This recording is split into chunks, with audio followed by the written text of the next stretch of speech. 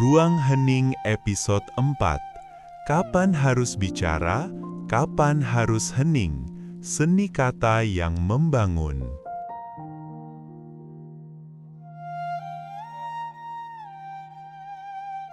Selamat malam, sahabat Ruang Hening. Kita telah melalui perjalanan yang panjang. Kita mulai dengan menyadari bahwa keheningan kita seringkali dihancurkan oleh kata-kata yang keluar dari mulut kita. Kita lalu belajar bahwa keheningan juga hadir dalam kemampuan kita untuk menerima melalui pendengaran yang utuh.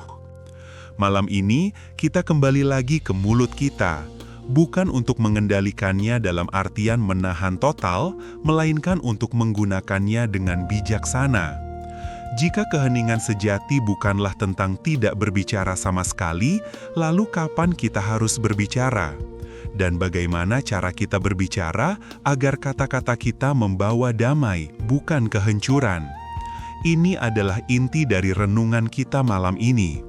Berbicaralah hanya jika memang diperlukan, dengan suara lembut dan sopan, dengan mengatakan apa saja yang perlu diungkapkan, dan biarkan hal yang salah dan akan menyakitkan tak terucapkan. Ini adalah sebuah tantangan besar, karena kita hidup dalam budaya yang menghargai kecepatan dan pendapat yang kuat. Kita sering tergoda untuk membalas dengan cepat saat diserang, memperbaiki saat kita melihat kesalahan, mengungkapkan rasa kesal yang sudah menumpuk di dada. Namun, marilah kita belajar menahan godaan itu. Mari kita jadikan mulut kita bukan sebagai senjata untuk menyerang, melainkan sebagai alat musik yang menghasilkan harmoni. Mari kita selami 3 prinsip utama yang akan memandu kita dalam menggunakan suara kita secara sadar. Kita akan banyak belajar dari kisah-kisah nyata tentang bagaimana kata-kata bisa menjadi racun atau sebaliknya menjadi obat yang menyembuhkan.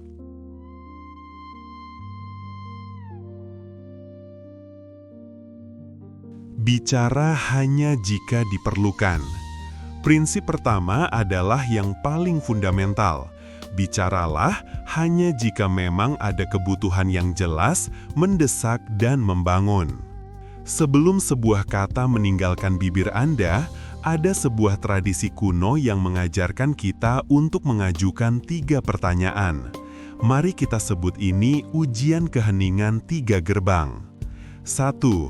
Apakah ini benar? Gerbang kebenaran. 2. Apakah ini perlu? Gerbang kebutuhan. 3. Apakah ini baik, membangun? Gerbang kebaikan. Jika sebuah kata gagal melewati salah satu gerbang ini, biarkan ia mati di dalam.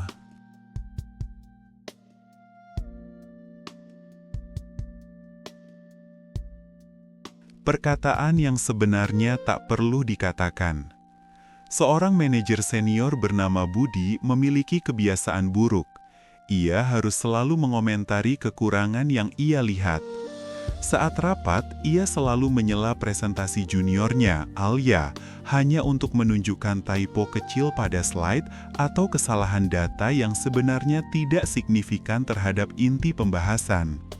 Budi merasa ia hanya jujur dan ingin timnya sempurna.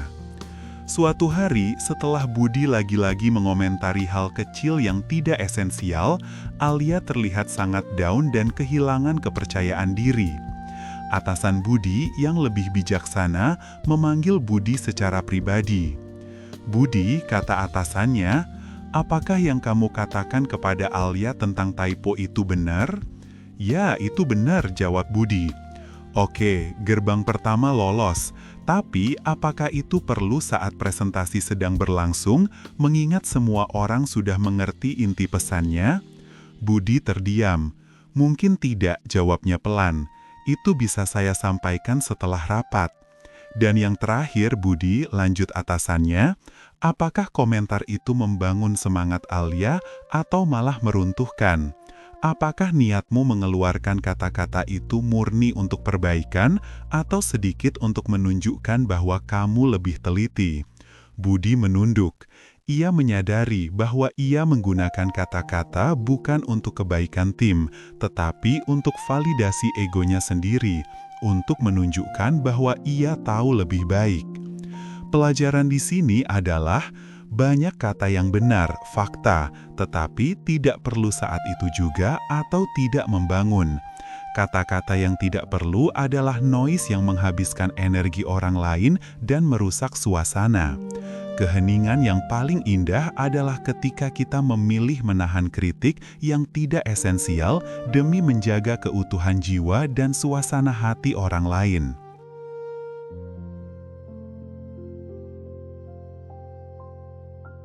Menahan godaan membenarkan diri. Seorang ibu, Dewi, sering merasa tertekan karena komentar-komentar dari saudara iparnya yang selalu membandingkan cara Dewi membesarkan anak dengan cara saudaranya sendiri. Suatu hari, di sebuah acara keluarga, saudara iparnya melontarkan komentar sinis. "Anakmu terlihat terlalu bebas, tidak seperti anakku yang disiplin." Jantung Dewi langsung berdesir. Ia merasakan dorongan kuat untuk berbicara, untuk membela diri, untuk menjelaskan metode parentingnya yang telah ia pelajari dengan susah payah.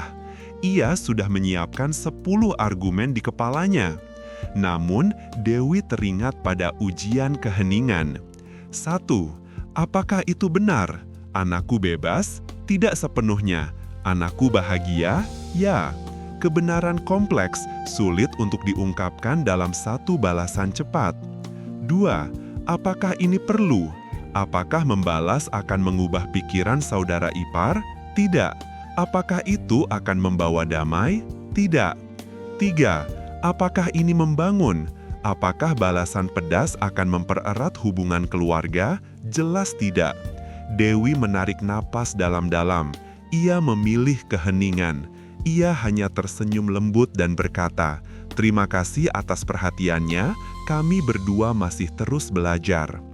Keheningan Dewi di saat yang paling menggoda adalah kekuatan, bukan kelemahan.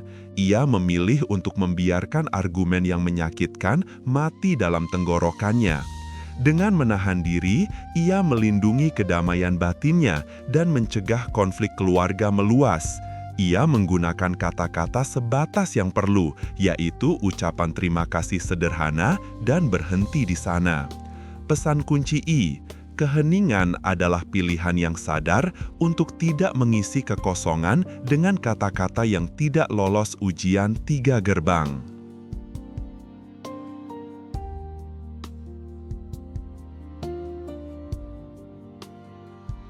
Prinsip kedua adalah tentang bagaimana kita berbicara ketika kata-kata itu lolos dari ujian keheningan. Kata-kata itu sendiri mungkin benar dan perlu, tetapi jika diselimuti oleh nada suara yang tajam, marah, atau meremehkan, maka seluruh maknanya akan hancur. Nada suara kita membawa energi dari hati kita.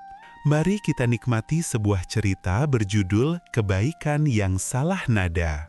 Seorang suami, Anton, ingin membantu istrinya Rina yang terlihat kelelahan setelah seharian bekerja. Anton melihat Rina meletakkan tasnya di atas meja makan dan ia tahu Rina pasti lupa lagi.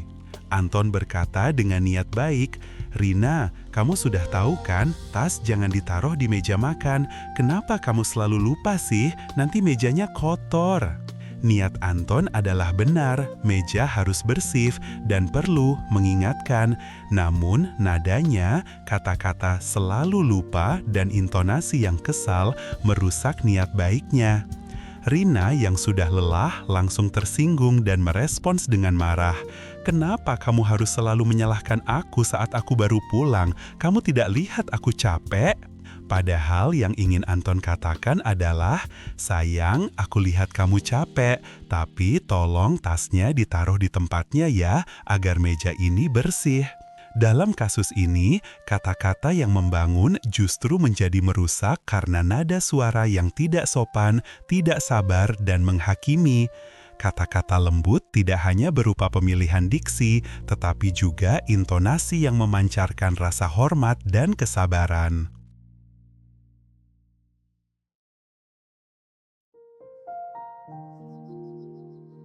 Kita lanjutkan dengan cerita berjudul Kelembutan yang Melunakkan Hati yang Keras. Di sebuah lingkungan kecil, ada seorang pemuda yang dikenal suka membuat onar dan bersuara keras, namanya Reno. Semua tetangga menghindarinya dan sering membicarakannya di belakang. Suatu hari, Reno memarkir motornya di depan gang rumah Pak Hasan sehingga menghalangi jalan. Semua orang marah dan menggerutu. Beberapa tetangga bahkan ingin memarahi Reno dengan keras. Namun, Pak Hasan yang dikenal sebagai orang paling sabar di lingkungan itu mengambil pendekatan berbeda. Ia tahu memarahi dengan suara keras hanya akan memicu amarah Reno. Pak Hasan menghampiri Reno dan berkata dengan suara yang sangat rendah, tenang dan bersahabat, "Reno, nak, motor ini keren sekali. Bisakah kamu sedikit menggesernya ke samping? Pintu gangnya tertutup. Maafkan Bapak mengganggu waktu istirahatmu." Nada suara Pak Hasan yang sopan dan mengakui kehadiran Reno bukan kesalahannya melunakkan hati Reno. Reno yang biasanya suka membantah, tiba-tiba merasa dihormati. Ia langsung memindahkan motornya dan meminta maaf. Pelajaran di sini, nada lembut dan sopan adalah wadah bagi kata-kata Anda. Anda bisa mengucapkan kebenaran yang sulit, tetapi jika wadahnya adalah kasih sayang dan hormat, suara lembut, pesan itu akan diterima oleh hati, bukan oleh pertahanan diri. Kata yang benar dan perlu harus disampaikan dengan nada yang membangun. Pesan kunci I, keheningan bukan hanya tentang menahan yang buruk, tetapi memastikan yang keluar adalah dibungkus dengan nada yang ramah dan menghormati. Mengungkapkan apa yang perlu, menahan yang menyakitkan. Prinsip terakhir adalah yang paling sulit dan paling mulia. Mengungkapkan hanya yang perlu diungkapkan, yang membangun, dan membiarkan hal yang salah dan akan menyakitkan tak terucapkan. Ini adalah keahlian memilih kata yang memiliki kekuatan penyembuh dan bukan kekuatan perusak. Ini adalah sebuah cerita tentang seni memilih kata dalam konflik. Sepasang suami istri, Maya dan Tio, sedang bertengkar hebat tentang keuangan. Dalam kemarahan, Tio tergoda untuk mengucapkan kalimat-kalimat yang sudah tersimpan di kepalanya sejak lama. "Kamu itu terlalu boros, sama seperti ibumu dulu," atau "sejak awal kamu tidak pernah punya rencana keuangan yang baik."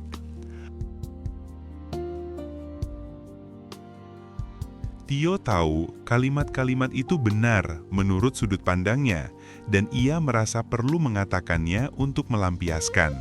Namun, ia berhenti sejenak. Ia sadar kalimat itu akan menyakitkan dan tidak akan membangun solusi. Kalimat itu hanya akan menambah dendam lama. Ia memilih untuk menahan kalimat-kalimat beracun itu yang menggoda untuk diucapkan. Sebaliknya, ia memilih kalimat yang perlu untuk diungkapkan dengan suara yang lebih lembut. Tio berkata, "Maya, saya benar-benar merasa takut melihat saldo bank kita. Saya perlu kita duduk bersama dan merencanakan pengeluaran bulan depan. Saya hanya ingin kita berdua merasa aman." Perhatikan perbedaannya. A. Kata yang ditolak, menghakimi, menyalahkan ibunya, dan menyerang karakter. Sejak awal kamu tidak pernah. B. Kata yang dipilih, mengekspresikan perasaan diri, saya merasa takut, dan mencari solusi bersama, saya perlu kita duduk bersama. Dengan menahan kata-kata yang menyakitkan, Tio menjaga kehormatan pasangannya dan memfokuskan pembicaraan pada solusi yang membangun, bukan pada kesalahan masa lalu. Ini adalah tindakan keheningan yang paling aktif. Kekuatan pilihan seorang guru. Seorang guru SD, Ibu Sari, memeriksa pekerjaan rumah muridnya Edo. Edo telah berusaha keras, tetapi tulisannya masih sangat berantakan dan sulit dibaca.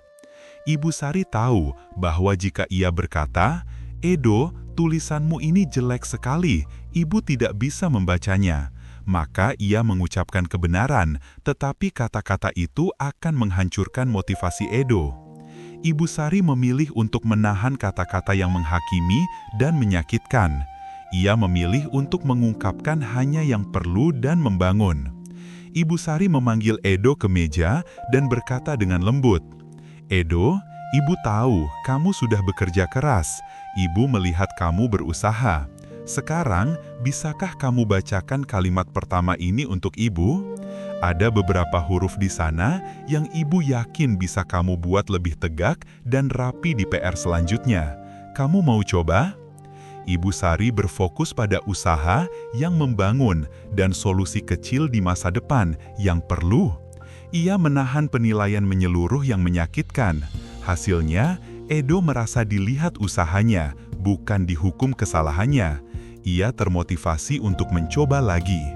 Pesan kunci 3, gunakan mulut Anda sebagai saringan. Yang keluar haruslah esensi yang murni, yang membangun jembatan dan bukan yang melempar batu. Keheningan dalam konteks ini adalah kedewasaan untuk menahan diri dari kepuasan instan untuk melampiaskan emosi negatif.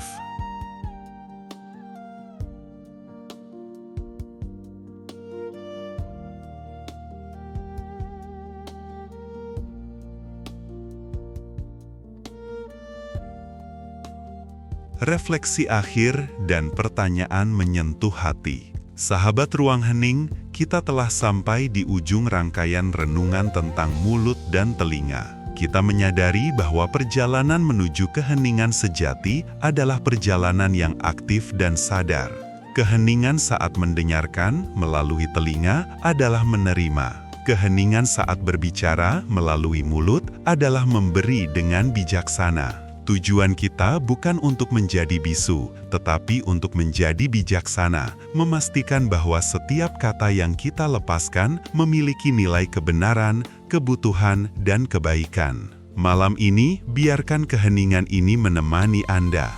Biarkan mata Anda terpejam dan renungkan kembali 3 prinsip yang telah kita bahas. Tantangan dan pertanyaan reflektif malam ini. 1. Ujian 3 gerbang. Pikirkan satu situasi di hari esok di mana Anda sering tergoda untuk berbicara tanpa perlu. Apa yang akan Anda lakukan? Apakah Anda akan melatih keheningan kekuatan dengan membiarkan kata itu mati di dalam? 2. Nada suara. Pikirkan seseorang yang Anda cintai. Apakah ada hal benar dan perlu yang Anda sampaikan kepada mereka hari ini, tetapi dengan nada yang merusak?